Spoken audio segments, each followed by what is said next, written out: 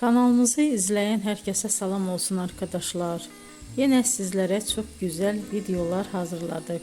Can Yaman ve Demet Özdemir Erkenci Kuş dizisinde başrollarda çekilmiş ve herkesi kendilerine hayran bırakmıştılar.